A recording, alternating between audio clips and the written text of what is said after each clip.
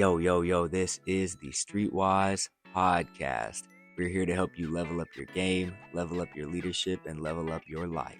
I'm your host, Matthew McReynolds. I'm a multi-brand franchisee, and I'm a franchise consultant where I help people find, launch, and build their ideal business.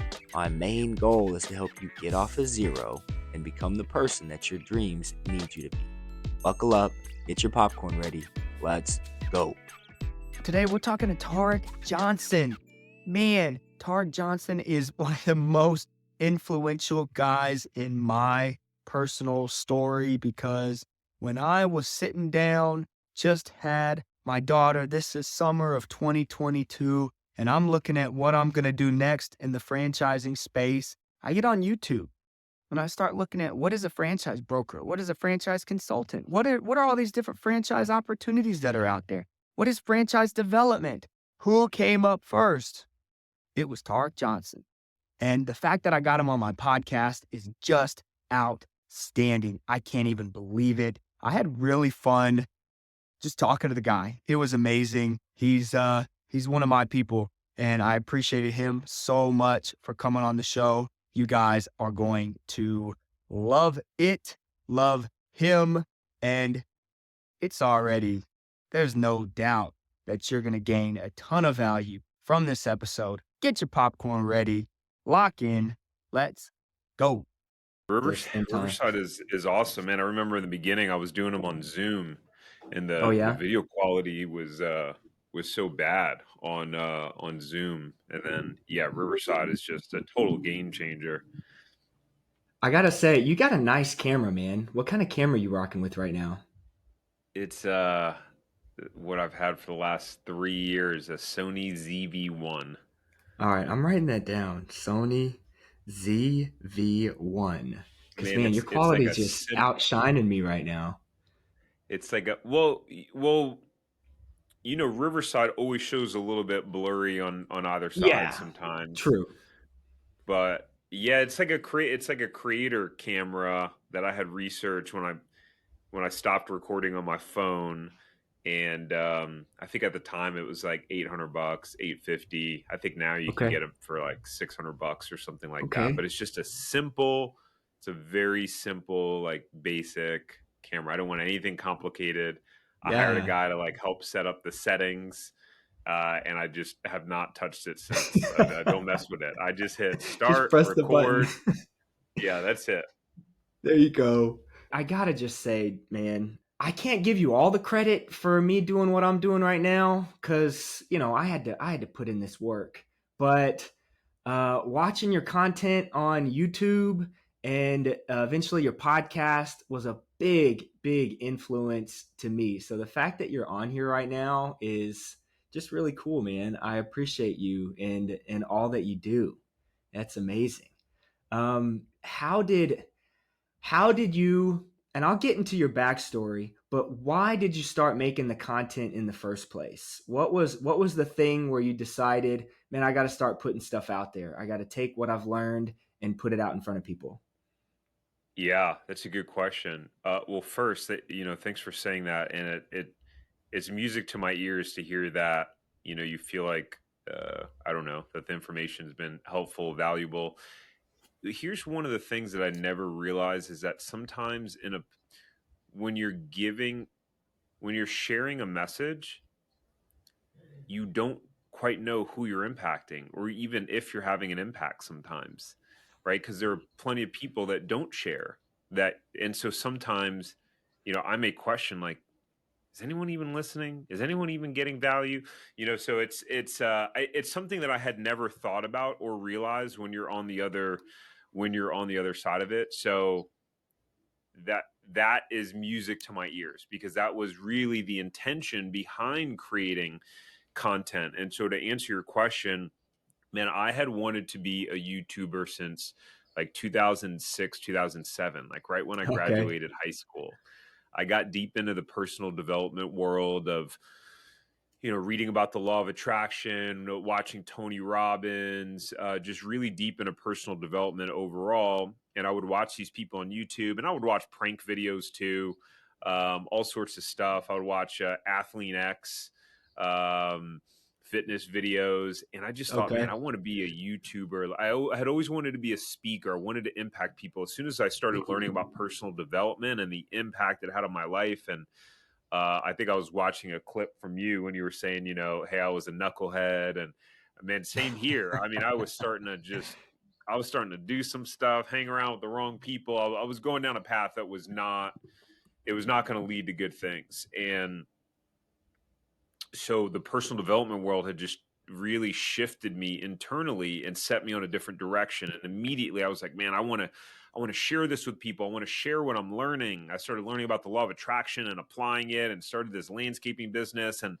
I just believed in it so much, the idea that we are co-creators in our life based on, what we think, what we feel. These principles are biblical as well.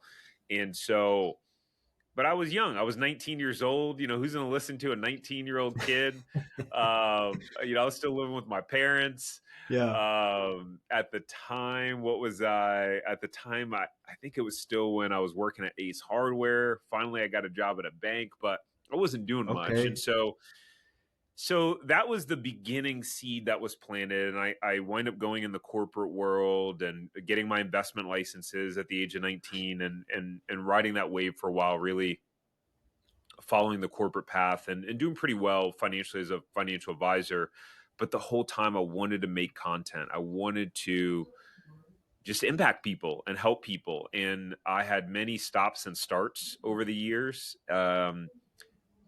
What made it really challenging was because of the investment licenses that I had, there were compliance restrictions. So because of my licenses, I was not allowed to, number one, have like outside businesses. And if so, I had to file a report to our compliance department and get it approved. So we had to file this thing Interesting. called an OBA, outside business activity, and it had to do with how my licenses were regulated. And my companies were very clear that you cannot talk about anything money or business publicly outside of your role. So I felt really handcuffed. And so for many years, I wasn't able to, I felt restricted, because I had this desire in my heart to go out there and share with people, but I couldn't. And so when I got into franchising and I left the corporate world, I hired a coach. And I was like, now's the time. I'm not with any financial firm. I can start making content now. I did not want to make content about franchising. I really didn't care about franchising. Franchising to me was a means to an end. It was Okay. simply a vehicle that would get me to my destination. And I was agnostic to the vehicle, like gets me to my destination, and then whatever, sell it, get rid of it, get a new vehicle. I wanted to go from employee to entrepreneur, and franchising was a tool to do that. And Interesting. but Nice. yeah, but when I started making content, or when I hired a coach, I was trying to figure out where to niche down, because I knew that going online, making content, you got to niche down. And after a bunch of coaching sessions and, diving deep internally and doing all sorts of audits on strengths, weaknesses, skill sets, it was like, well, I guess I should make content on franchising, because that's what I'm doing. I'm living it. So that's the long version of what started it. Wow. Okay. So you kind of answered a couple questions, because looking at kind of your history, you got the whole finance thing, and then you became a franchisee. So tell me about the process of finding the first franchise. It was a smoothie spot, right? Like, what was the brand name? How did you find it? Because you were across the country. You had two Yeah. locations in different spots. So tell me all about that process, man. That's Yeah, wild that to was me. crazy. So there's a whole longer drawn out story of kind of how I wind up stumbling on landing on franchising about 7 years later. Back in 2015 is when we signed our first franchise agreement. But So you've been in doing between that, the finance. You've been doing the finance for 7 years. You built up your professional career in that lane, and then you look for the franchise. yeah. So Got it. that was one Okay. of the things that at the age of, I remember being 20 years old, still living with my parents. I got my first job at a bank. I was a personal banker. I did have some of my investment licenses at that time. And I used to go, there was a tropical smoothie across the street. And so I used to go there for lunch all the time. And sometimes I go on my lunch break. And I remember there was a young guy, and this was growing up in Northern Virginia where so many people were in defense contracting. It's like the big thing Okay. out Yeah. there. And there was this young kid. He looked like, I don't know, late 20s, maybe 30 years old. And he was the owner. And he had a manager that ran the place. And I remember I'd go in, and as a 20-year-old kid, it was like, whoa, he owns this place and he's got a manager and he's not there every day. But he still has a job. Like, it just, the concept was so foreign to me. What may seem so simple now, but it was just like, whoa, it just kind of blew my mind. And that planted the seed about, wow, what if I could one day own a franchise? And I remember going back 20 years old, living at my parents' house and looking up all these franchises. And they're like, $100,000 net worth, $250,000 net worth, $300,000 net worth. And like, meanwhile, I had like $2,000 in the bank, like to my name, and it was like, man, that would be so cool one day. I remember filling out some info forms and none of them getting back to me. Yeah. And so fast forward about 6 years, and I'm doing really well as a financial advisor. I'm covering 5 different credit union locations, doing all of the investments and retirement planning, managing about a $50-60 million book of business with clients. And I started to make like serious money. Whereas like I had a couple months where I'd make like 20-30 grand in a month. And it was incredibly exciting because my pay was based around the amount of revenue that I generated for the company. And so, I could theoretically make as much as I wanted. And it started to really scare me because I thought, I'm never going to leave. Like you start getting, it was really bittersweet. It was like, man, golden this is exciting, handcuffs. but how do you leave? I was 26 years old at the time. How do you leave something where you're starting to make $25,000-$30,000 in a month? But I was commuting. I was leaving, the house at 7:30, not getting back till 6:30. And I felt handcuffed. I couldn't do what I wanted to do, make content, etc. And so after some conversations, some interesting thing, a buddy of mine that has kind of become a mentor, a very successful entrepreneur, I just realized that all of my failed side hustles that I had over the years, which were many of them, it hit me that if I had a system that was proven, I knew my strengths at that point after so many failures, that I'm a guy that can follow the playbook. I wasn't at that time the type of person to figure it all out by myself. I would get stuck trying to start businesses on my own, confused on what next step. I'd get completely overwhelmed and just do nothing. And so I was like, okay, franchising. And the mindset basically to go with the juice and smoothie spot was my wife and I both were making juice and smoothies at home. We were both really passionate about it. We really believed strongly in health. We were going a couple of exits away to go to the spot that we liked, and there was nothing right there in the immediate vicinity of our house. So it just made sense. It was like, okay, if I'm gonna double down on my work, like having a business plus working a full-time job, it's got to be in something that I feel doesn't feel like work. Number one, I didn't know what I didn't know, right? I didn't know that making juice and smoothies at home, being passionate, is totally different than running an operation. Very. The things we don't realize. Sure. And then there was demand. To me, there was obvious market demand because we were having to go a couple of exits away. So it made sense. I kind of twisted my wife's arm on us doing it. She really didn't want to. The idea of taking out a $300,000 home equity line of credit. She probably liked that 20-30K a month. There's a lot of security there. I mean, I can only imagine. Yeah, well, and my wife is an awesome entrepreneur herself. She's built her own business that she's been doing for a long time. So, she knew what it took, and part of it was she kept seeing me for the last 5 years, 4 years, whatever it was, stop and start businesses and not Oh, follow through. And so she was seeing it from a different lens. And one of her biggest concerns was like, what happens when this just becomes another thing that you don't follow through on? What happens when we have a $300,000 loan on our house and you decide you don't like the business anymore? And so there were very legitimate concerns because that was my pattern at that point, starting things and not following through. so whenever you guys were, in this process of getting started, how far along in her business was she already operating a very successful business, making consistent cash flow and just operating in her own lane? Okay. Oh yeah, yeah. She had been operating her business for a long time, for years and years. So she's an art dealer, and I mean, she had a $1 million business herself. Oh, So she wow. was very successful, well known in her space.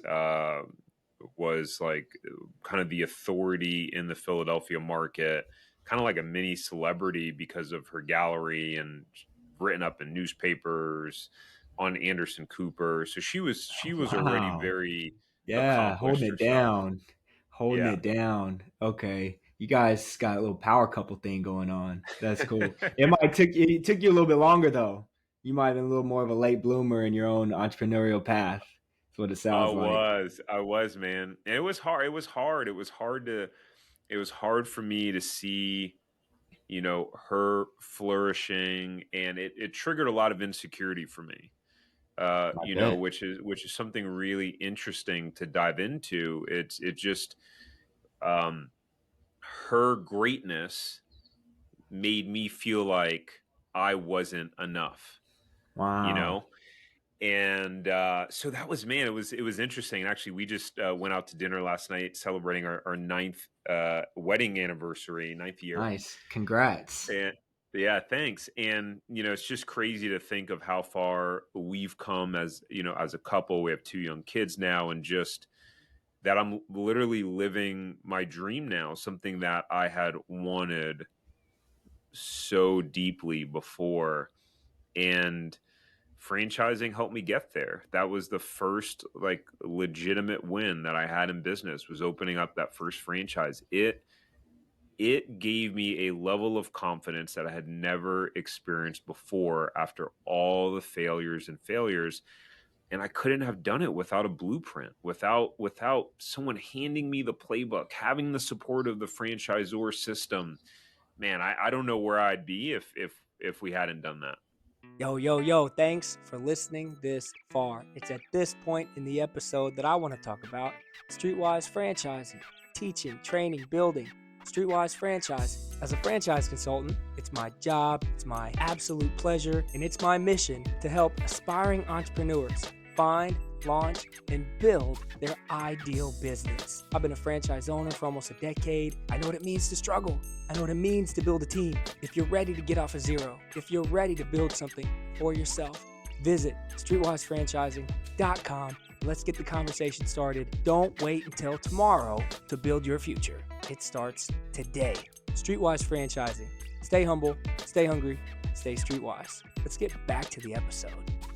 Man, so what made you jump? So you saw some success with the first location. The typical thing for a franchisee to do is, all right, let's expand. Let's get more locations. Did you initially just purchase one unit from the franchisor and then you start looking for a resale opportunity at that point? Yeah, so the mindset was, let's definitely do one only to see if we even like it, and then we Okay. can always do more, right? And I think sometimes people bite themselves by buying too many territories, because Sure. there's some interesting stats that a lot of people that buy multiple territories don't actually even get them open. Yeah. Um, and I didn't know that until recently. But so we bought one. What happened was the location we were in when we signed our lease, the shopping center was not built. It was a dirt lot. So we signed our lease in April of 2015, didn't open until November 2017. So 2.5 years until we opened from signing our franchise agreement and lease. Whoa, Long time. that's So a a long lot can time. happen in 2.5 years, right? Yeah. Are you So still by working the at the time, bank at this point? Are you still helping people yep, with their finances? Okay. Okay, cool. yep, still working as a financial advisor, acting There it like I is. was retired at that point, leaving the office early to play golf, playing golf all on the weekends. We didn't have kids yet. It's Oh, crazy to think. Um, yeah, it was very interesting, but it just shows. Man, I would be eager to leave the office early. I would dread waking up in the morning. I work more now as an entrepreneur, and I'm happier. I'm yeah. more fulfilled. It's different when you're doing it for yourself. It's different when you're building something you own. And when you can call the shots. But I was still working at the bank and working at covering multiple locations for the financial advising. And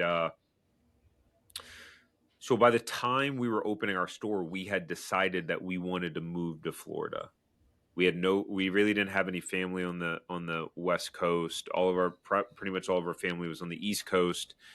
And so we had decided that we were going to move to Florida. And so it was like, crap, we're getting ready to open the store. We had decided that before we even started construction, right before. So it was like, what do we do? And I couldn't, I tried to sell it at that point, but I couldn't, because who's gonna pay 300 grand, 310 grand for a store that hasn't even been constructed yet or is in the middle of construction? So it was like, okay, interesting. So then I started game planning. So I'm like, all right, well, I got to get this thing in a position where I can be able to, we're going to move. Like, that's happening. So what's the solution? How do we make sure that this thing is successful? And so it was like, okay, well, if we're moving, I'm going to have to leave my job at some point, right? Because we'll be moving. Sure. So right before construction started, I said, you know what? I'm going to leave now, and I'm gonna be like white on rice, as my mom would say, on this store. And Yeah, there we go. yeah. And so that was my mission at that point, was get this thing operating like a well-oiled machine in preparation for us to be able to leave and have a system in place that I could manage a manager. And so that's what happened. And I spent that first 7-8 months, the first month or two, I mean, I was there every day grinding it out. I knew how to do everything in the store. I had done everything. I was washing dishes, I was prepping food, I was sweeping, mopping, everything. Everything you could do in the inventory, in the freezer, everything that you can imagine and think of. And so I continued to be in the store for that 7-8 months. Finally, we sold our house. We moved 8 months later, 8 months after having the store opened. But I had set the tone for the way the store was run. Nice. So that was a really helpful thing, and we had gotten profitable pretty quickly in that store. So when we were decided to move to Florida, we learned that there was a resale for sale in the same area that we were moving to with the same brand.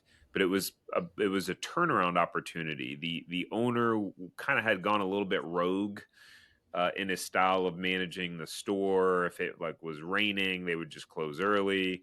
Like, interesting stuff. And so my store was performing really well at that point. The first year, the franchisor asked me to be on like the top franchisee panel at our Nice. annual Okay. conference, which was pretty cool. So I was feeling myself, I Yeah. was feeling Yeah, you myself. had the juice. Pun And intended. it's that's funny. That was a good one. Thanks. So it's funny how life will humble you. And Yeah. so bought Oh that yeah. resale and learned a lot of hard lessons, man. I thought, okay, I did this in California. I can this will be easy. So I decided that for whatever reason, I was going to hire a manager that was way beyond the capacity of our payroll to hire. Mm. And I would just sit at home hanging out watching golf while he ran the store. And so I think like our second or third month in, and then I changed a couple things in the store that the customers did not like. We had a food program there, unlike that was unique to that store, that was made to order. And I decided to make it more efficient to just have it pre-packaged and pre-made. And Okay. man, people did not like that, and that hurt the business significantly. Then I had hired this manager that I was overpaying, and man, I think 3 months in, we had a month where we lost like 8 or 9 grand in a month, and I was like, "Holy crap!" Ouch.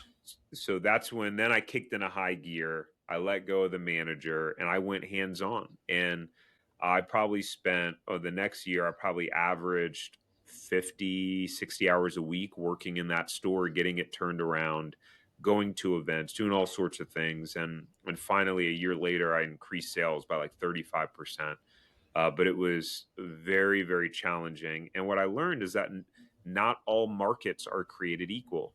The Mm. market that we were in was very difficult. We weren't known. There was Tropical Smoothie owned that market. People were used to being able to get food in that sort of environment, and at like the juice places. And we had a bunch of competitors within a few mile radius of us. Whereas the store in California, the nearest competitor in the beginning was 5 miles away. About a Wow. year That's a in, big difference. huge difference. So these were the things that this is like part of. I created this system now called Zero to Profitable Franchise, and I have what's called my profitable franchise formula to help people do due diligence and figure out how to decide. And studying the demand is one of those things. So it's belief, demand, skill sets, and profit potential. Those are the four things, and you need to tangibly and thoroughly vet those things before you decide. And so I learned that the hard way, but it was cool. And a lot of the things that I learned, we're able to help clients with now, which is really cool. What were some of the ways that you were able to break through those competition barriers? What specifically did you guys do to increase? You said you brought it up 35%. Any tips, any tricks, what actually did you do to get it up there? Oh man, everything you can think of. Mailers, these kind of something called local flavor, which is where Okay. they sell Groupon like coupons, but the all the money that's generated, so let's say $10 for $20 worth of food, but all of the money that's generated from that, it goes to paying for a print coupon in like their magazine. So we didn't actually keep any of the money. And really, so we're just giving away the free food to get customers in. And then, the idea is you get them to join the loyalty program, et cetera. So we did things like that, mailers, customer events, setting up, balloons and face painting in the front of the store, going to partnerships with different local schools, going and selling discounted smoothies there for different events they would have, handing out free samples. I mean, everything that you can imagine, sponsoring and buying tables at like 5K runs and stuff that would happen at the beach. I mean, we were doing everything and anything possible to, just try to generate, traffic. So at some point, you see the success in the store, but I mean, if I got your story right, you sell, and then you move into a different space in franchising. And I think when I came across your channel, maybe you were a consultant, maybe not. Kind of tell me about your process through, okay, I'm building up these businesses. Now we're going to sell, and then I'm going to continue to level up in the franchising space. Maybe walk me through that. Yeah.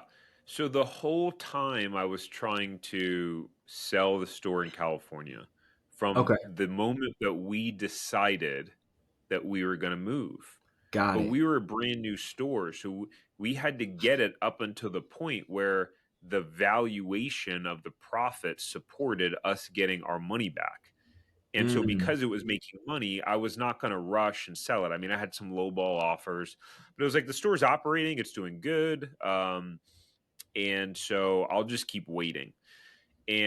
But there was, there was a tangible, although the store was making money, it was still 2,500 miles away. So I was managing the manager, but first there was a 3-hour time difference. So if something was going on, I may get a text at 12, midnight Eastern time, 9 p.m. when they're closing the store. They trigger the alarm accidentally closing up, or just different things that would happen, right? Yeah. And there's a 3-hour time difference. So that was a nuisance. And at the Wow. time, I had this younger guy who was a store manager. And at that point, he had been with me about a year and a half now. And he was my go-to, and he was part of why I was able to be pretty much absentee. And he had gave me a heads up. He just said, "Hey, I just want to let you know, like I'm starting to look for other positions. Like I've really enjoyed working here. It's probably going to be a few months, but I just wanted to give you the courtesy of giving you a heads up." Nice. And so that was the point where I was really where I was like, okay, wait, I really gotta step up selling this, because I don't want to go through having to find a new manager. I'll have to fly back, and I had already done that once when my original store manager left, right after we moved to Florida. Ooh. She only gave me a week notice. And, that's when I realized that, okay, this store is dependent upon, especially with me being 2,500 miles away, it's dependent upon having a strong manager. Yeah. So I had flown back when she said she was going to leave. I spent a week there interviewing people, and there was no one that I felt comfortable with to run the store that I had interviewed. And it was time to go back home.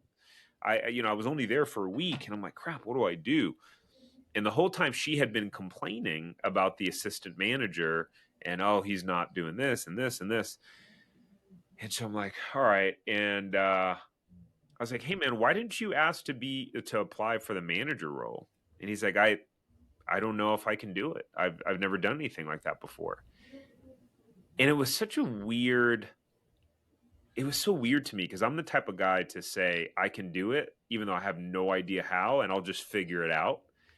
And so for Same. him to just, right? Yeah. Yeah, It's you're probably high D, type A, Yeah, oh yeah. right?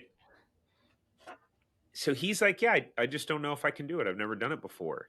And so for me at first, I was like, that was there were like points taken away in my mind, right? Because I'm looking for that go-getter. But it turned out that he just had that great, authentic, genuine personality style where he's just like, yeah, I mean, I've never done it. I don't know if I can. I'm willing to try. And he wasn't going to blow smoke. And so we just came to this agreement of, well, let's just try it out. No harm, no foul if it doesn't work. And then I can always hire another manager, and you can still be assistant manager. And he was like, okay, cool. And then, that was a year and a half later, he wound up, being the manager and hanging around. So at that point, we really needed to, selling made the most sense. And then, COVID wound up hitting and all that stuff. I was already in conversation with the buyer. So we sold the California store first. So that was like, okay, cool. But then it's like, okay, we sold the store that was generating the most profits. So now that cash flow is gone. We got the money. We got a bunch of money in the bank now from selling it. But the profit that it was generating, the income, is no longer there. Right. And then at some point, about a year into the store in Florida, we decided to move 2.5 hours away to Orlando. And so now things were really complicated. And then my manager that I had that was running that store that was solid decided to leave. And then right before COVID, and then all hell broke loose. And so at that point, I was like, all right, I'm not dealing with this again. Let's stop. I got to get out of this thing. And during COVID, it was, labor was an issue. So I was going up there. We had our son was around 1. And I'm having to go up there because 2.5 hours away, spending weeks at a time at an Airbnb because we got no manager, trying to hold it down. And so, at that point, it was like, all right, I'm selling this thing. I gotta get out of here. And that's when I learned. It's one of the things I tell our clients and people: do not buy a franchise that is more than 30 minutes away. Do not buy a territory that's more than 30 minutes away. It's very hard. And to be quite frank, I never would have, if I knew we were going to move twice, I never would have pulled the trigger, because that wasn't the plan. Right. But the cool thing was, just learning, so much in that process, and the different ways to run and manage and turn around a store and so on and so forth. So I forget what your initial question was, though. Man, no, it you played the picture of kind of the journey in a very succinct way of, starting. Life impacted you guys, but you continued to pivot, you continued to push forward. The question was around you selling and then transitioning to other spaces in franchising. So I believe, were you a consultant at one point, but now you're At specifically one point, coaching franchisees? Okay, so tell me a little bit about that. yeah. So Why I move to had, consulting, and then how did that turn into your coaching business, which is what I believe what you're doing now. Is that 100% of what you're doing, the coaching to yeah, franchisees? Okay, got yeah, it. All to right, yeah.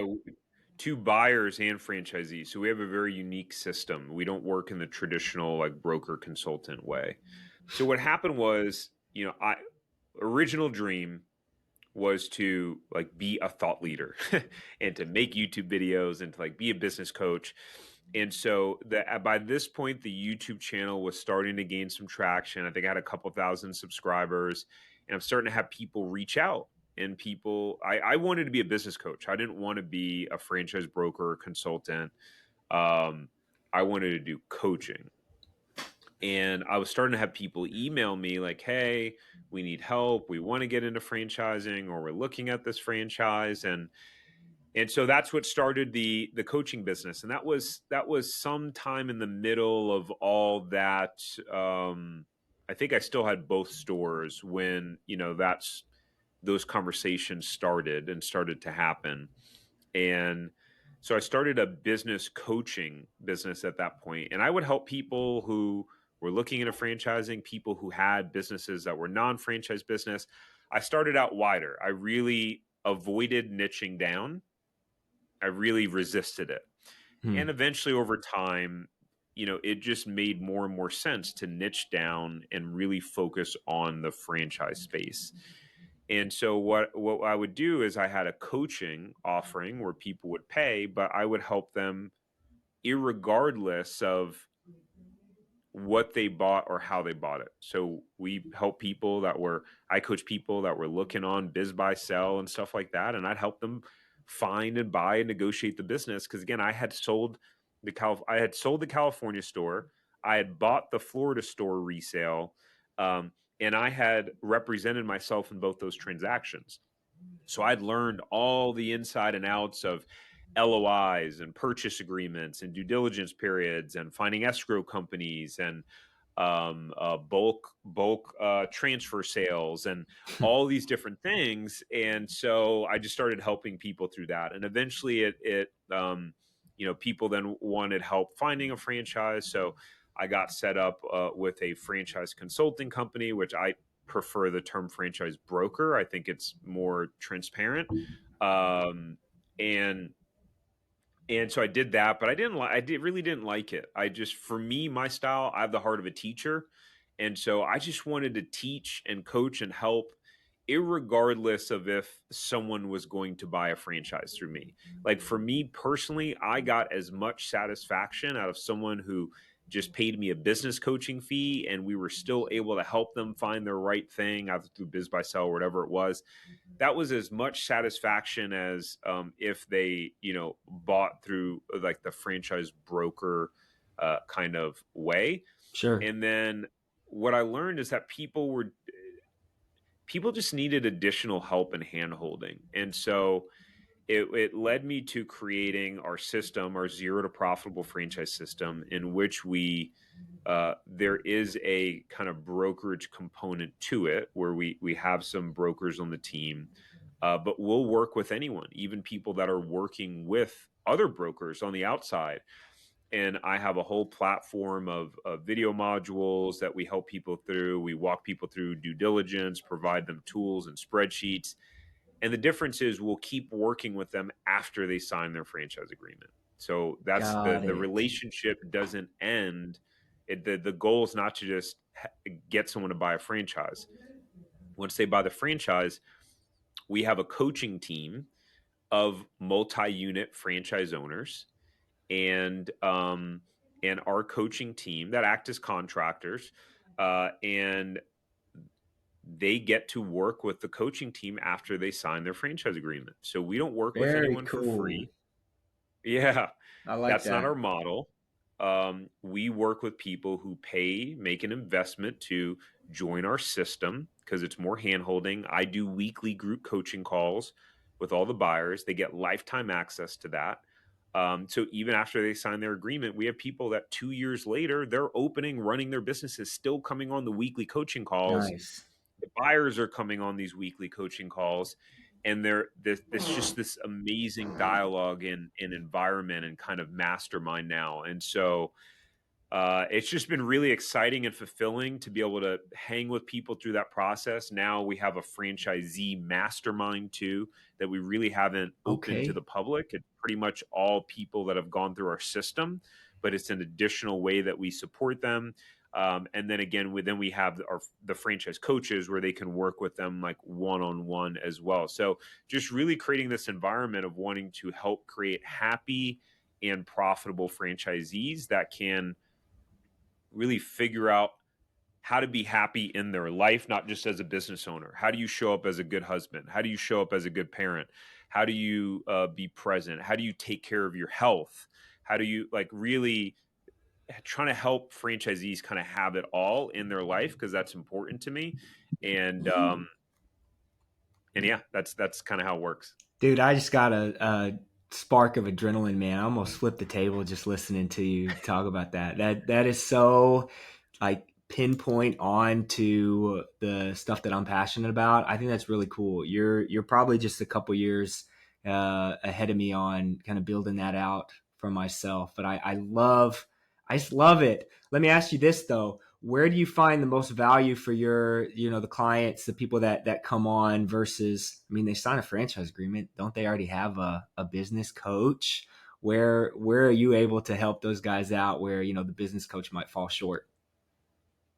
It's a Franchise great business question. coach. Yeah, franchise business coach. Yeah, Yeah, it's a great question, and I think it's one of the, I think, the misconceptions about franchising, which is you do get a business in a box, right? You get a business in a sure. box. They're going to hand you, just like at IKEA, they're going to say, here's the box with all the pieces, with the instruction manual, and with some, maybe all of the tools, right? Sometimes it's like, okay, you need your separate drill or whatever it is. But here's the analogy. Like, how's the box getting to your house? Are they delivering it? Right? Mm. And are you paying for them to deliver it? Do you have to bring your own pickup truck? Right? Is the box too big to fit in what you have? Oh, come What on. happens when you don't know how to use some of the tools in the instruction manual? Right? Yeah. There's all these sorts of things that happen. And so when I signed my franchise agreement, yes, there was a process, but there were all of these gaps in the journey that I had to figure out. I had to learn certain terminology. I had to learn what TI, tenant improvement, is. I had to learn free rent. I had to learn what a pro forma was and how to fill it out. The franchisor said, hey, you got to fill this out, but we can't help you with it. So it's like, I've never seen this detailed spreadsheet, all these calculations. I had to learn how do I figure out life and manage my time owning a business and having a full-time job. How does that work? Mm. How do I make that efficient so that I'm not burnt out and just spinning my wheels? How do I hire people? What are the soft skills in interviewing people? I had never really done that before. And so, yes, the franchisor, each one may have a different system where they say, hey, this is where you go to hire. but they're not hand holding you through that process. They're not hand holding you through the specific characteristics to look for. They're not hand holding you on how do you show up as a better leader, right? Or how do you increase your personal sales skills, right? You may be in a business that's home services where you got to sell, but do you have to do sales training? Like, how do you handle your own mental, emotional obstacles and hurdles that happen? They're giving you the tools, but in order for you to use the tools properly, you have to have a certain baseline of skill sets, of emotional, mental strength, etc. And so those are some of the soft things that we hit on, as well as some of the tangible parts that the franchisor just doesn't have the capacity, and their job's not to babysit you. What I learned as a franchisee was, if you pursue them and say, hey, I want help with X, Y, and Z, they help you, but they're not chasing you down, saying, calling you every day, saying, hey, Matt, do you need help with this, this, or this? It's like, here's the system, here's the playbook, go run it. Yeah. And there's a lot that can happen in between. And that's really where our team, we work to just be more proactive in that regard, and getting ahead of those obstacles and trying to help people avoid those challenges and obstacles before they come up. And then again, training them on the quality of life, how do you structure family time, and all these things that people just really don't know how to do as a new entrepreneur. Okay. No, it's really good, man. Thank you for the breakdown. How do you determine, how do I want to ask this? How do you determine who comes on to the team? Do you have a process for onboarding franchise owners, for guys that come on, guys or gals that are coaches? And then do you have a specific curriculum, or do you customize it exactly to what the individual kind of needs and what their strengths and weaknesses are? Yeah, so for our Zero to Profitable franchise system, which is the majority of the emphasis is on helping them get through the acquisition process first, and then they can stay in the system after they sign their agreement, and we continue to support them. That has a very specific curriculum to it on how to start digging into your why, how to start getting clarity. That has a deep process, how to do due diligence, et cetera. So very specific curriculum. We've put over 150 people through that system now. So it's pretty dialed in. Once people then become franchisees, as soon as they sign their agreement, part of that is they get a couple of one-on-one calls included with one of our franchise coaches. And that's really a bit of a customized process depending upon what franchise they bought, right? Is it a home service brand? Is it a retail brand? Are you now having to go find a location and get a lease? Like, are you going to be semi-absentee, or are you going to be owner operated? So it's really driven by the specific person's situation. In terms of the mastermind group, it's a combination of, I'll prepare specific presentations for them, and a combination of, I'll have special guests come on and train them. So a buddy of mine owns 7 territories of a home services franchise, has a super successful business. He recently came on and trained them on how to scale through acquiring other franchisees' territories, which is what he's done. He's continued to buy resale. So he's done that 5 times now. So he came on and trained them on how to do that, how to navigate those opportunities. I recently did a whole sales training for franchisees on a sales methodology called NEPQ. So like, some of these guys have home services brands. They've never sold a thing in their life. How do you manage a sales team or grow your business if you don't know how to sell, right? Like, you have the system, you have the playbook. The franchisor says, hey, buy these leads, right? You got to go advertise here and there. What happens when you're buying leads, but instead of your pro forma is based on, in your projections, or based on you needing to close at 60%, but you're only closing at 20 because you suck at selling. And you're terrified and you're nervous and you don't know how to close or ask for the sale or overcome objections. What happens then? So great question. So those are the type of things that we do in there. And then in terms of the coaching team has grown organically. Just all people who have watched my content, and I've just built relationships with them over the years, and just kind of slowly recruited them onto the team. So one of our coaches, he used to be a franchisee with Orange Theory. He exited that Nice. successfully. Now he's a multi-unit franchisee with a pet brand, and he has a heart for coaching as well and doing that sort of stuff. So we have him on the team. We have another coach on our team who owns a bunch of Little Caesars. And again, these are just all people that found through watching content. We got connected, and as I started to remove myself from the fulfillment, I needed to rely on people I trusted that had credibility, who have been there and done that. Because there's a lot of brokers, consultants, coaches who have never actually done what they're talking about, telling everyone that Very franchising true. is the best thing since sliced bread, and they've Yeah. never owned a freaking franchise. Yeah. And it's like, come on, man. Um, Yeah. so A lot of so that out that's there. right. What do you Yeah. say? No, there's a lot of that out there, and it's there's a narrative that gets pushed of, franchising is great, but there's a lot of cons to it as well. It's tough, and people sign these agreements and get put in this situation, and they bought a thing, and that thing is different than what they thought they bought. So, man, I just am resonating with what you're talking about right now, man. It's really good.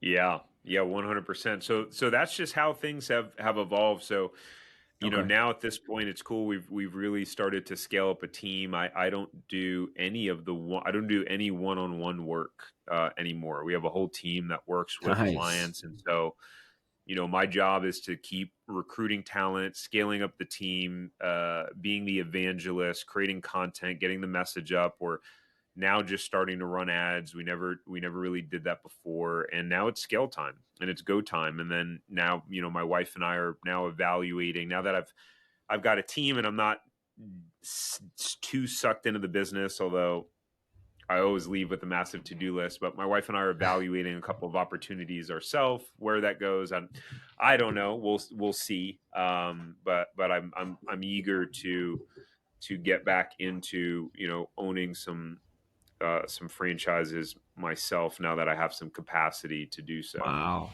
full circle, man. So that plays into my question.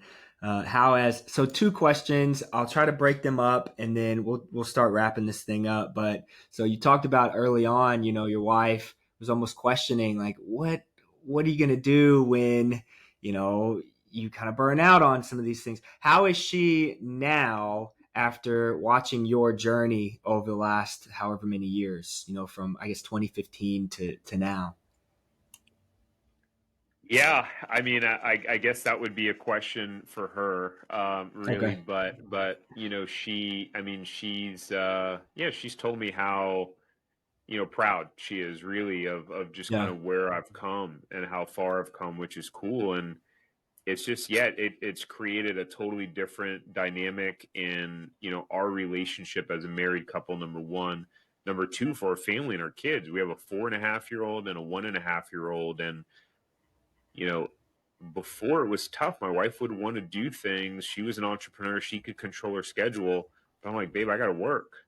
I gotta request time off. Or I remember multiple times my, managers, supervisors being like, hey, are you sure? Like, you're taking a lot of time off recently. And I don't have to have that conversation with anyone, Yeah. now. So it's pretty cool. My wife and I, we have a 1,200 square foot office, just 5-6 minutes from our house. There's like 4 different offices. My studio's here next door, and she's in there. So Nice. we see each other every day. We're in the same, suite. It's pretty cool. And yeah, just being an entrepreneur now just has completely and utterly just transformed our life as a family. It's pretty Man, incredible.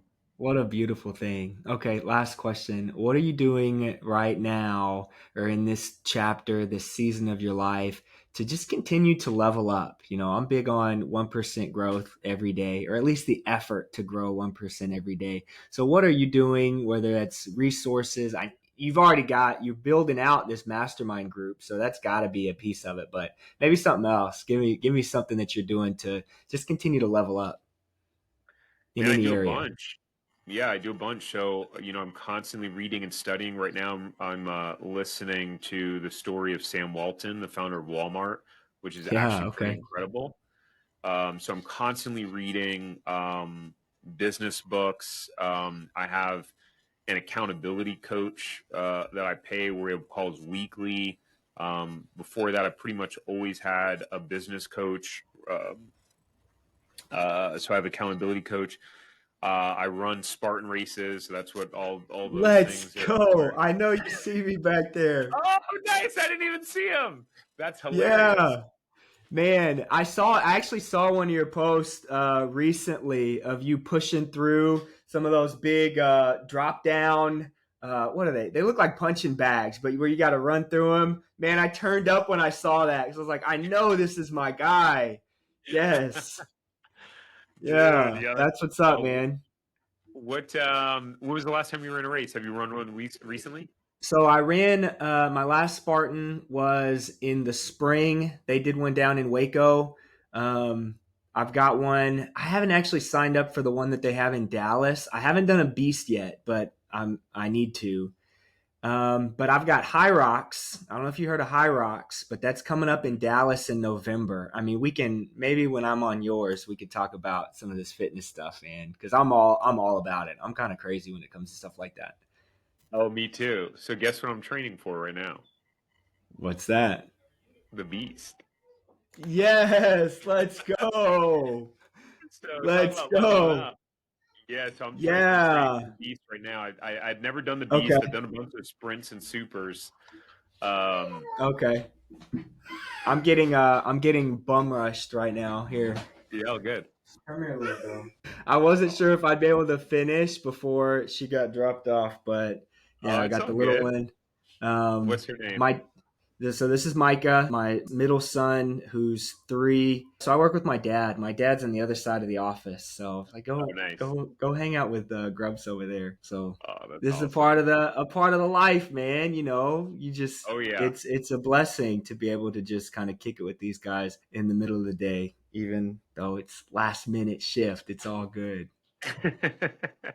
Yeah, but that's the great thing about entrepreneurship, right? That's different. Like imagine if you were just working a job and someone dropped the kids off, right? It's like that's Oh the cool yeah, thing we're about having to being an take entrepreneur. a whole day, a whole day off or something. If the kids are sick, you want to move it? Nah, man, that's cool. So what are you doing to get prepped up for the Beast? Oh man, I'm on a plan. So I'm doing a combination of these Spartan workouts that they have a whole plan on their website, and then weaving in this program called Seal Fit. So a couple of days a week I do Seal Fit. A couple of days a week I do the Spartan stuff, and then one day a week I work out with a trainer just to do pure lifting because I'm doing a lot of running, so I want to make sure to maintain muscle mass.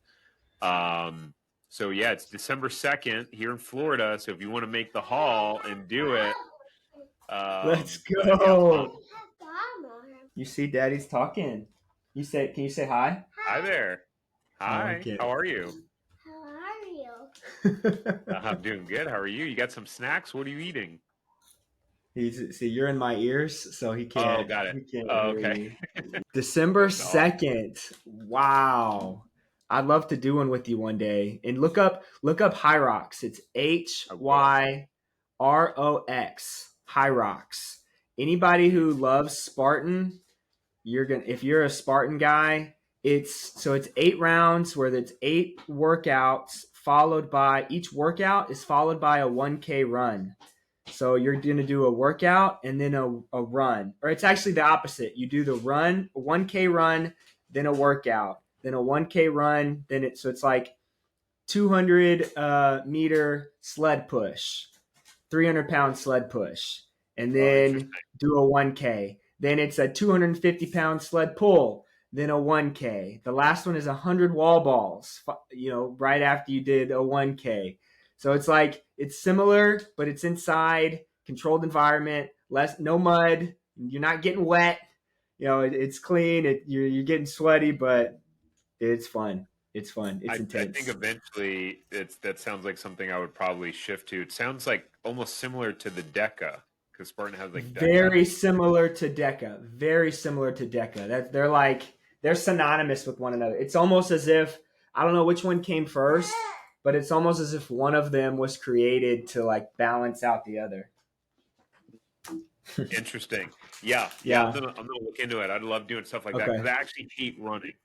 I actually really hate running, but that's why I do the Spartan races to Yeah. continually, like you said, level up and do things that I don't enjoy. So every day that I go out and run, 5-6 miles, and I don't feel like doing it, that carries over, right? Carries over to the business. Yeah. It carries over to everything. You're used to pushing through those mental, emotional, physical, Man, roadblocks. preach. Let's go. Man, I firmly resonate with that. And there were times in my, in my business where I didn't know what to do. I didn't know where to go. I didn't know like how to solve a problem. But the process of, because I've been putting in the work from the physical standpoint, my mind just had that dexterity that, all right, we just show up today. We take another step. We move forward. And eventually you come up with the solution. And a lot of times it was on the runs that I'm able to come up with the solution, putting in that work. So man, I'm all about it, man. I'm going to, I do all the editing and stuff. I'm going to keep this, if you're cool with it, in, because I think this was like a cool thing that just kind of happened. Great to talk to you. I love that you brought up the Spartan thing, because that's just super important to me. The family is super important to me. Anything else, like just like a final touch, like that you would maybe drop to somebody who, let me create the avatar real quick. Somebody who's afraid to get started, that doesn't even know what they would do, but they know they need to create some sort of a change in their life. And we'll end with that. Yeah, so I think for someone that's looking to make a change and, maybe specifically transition to entrepreneurship, is that, and even if you are an entrepreneur and you're trying to level up, most people are trying to avoid failure. What I've learned is that one of the things that stop people from pursuing their entrepreneurial dreams is the fear of failing, and what if I lose money, and what if this doesn't work out? Yeah. And the irony is that the prerequisite for success is failure. You must fail in order to be able to succeed. And so if you always have the mindset of, that whole, you either win or you learn, then no matter how big the failure, you can figure out a way to overcome it. One of my best friends at 25 years old declared bankruptcy. He then went on to build a company to $12 million a year in sales that he just sold to a private equity firm. Wow. Right? So it doesn't matter. The failures are there to serve you. And so literally, the longer you wait to get started in avoiding failure, the longer you get to the finish line. That's the longer it takes to get to the finish line and to your destination. The sooner you start and the sooner you get the failure out of the way, the sooner you get to the outcome that you want to get to. So stop waiting and do it. Oh man, that's beautiful. That is beautiful. Man, I appreciate you so much. I'll put your links in the show notes. If they can find you on LinkedIn, YouTube, Instagram, anywhere else, that the podcast, you've got Zero to Profitable, but also Franchise Empires. What was the? Yep, Franchise Empire shows. So yeah, we stopped.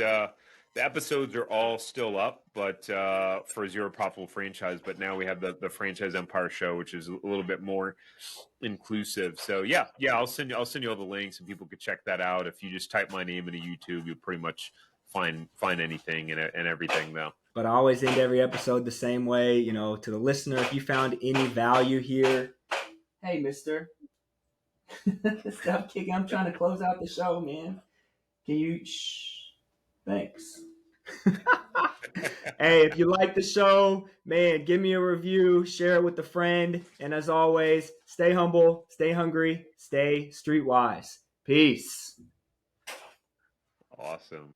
All right, everybody, that's a wrap. Thank you so much for making it to the end. Hey, if this episode added any value to your life at all, please like it, share it, give me a 5-star review. It's the only way that this show is going to gain traction and help more people achieve their dreams. If you're ready to start your franchise journey, visit streetwisefranchising.com. Let's set up a time to talk. Hit me up on LinkedIn. Until next time, stay humble, stay hungry, stay streetwise. Peace.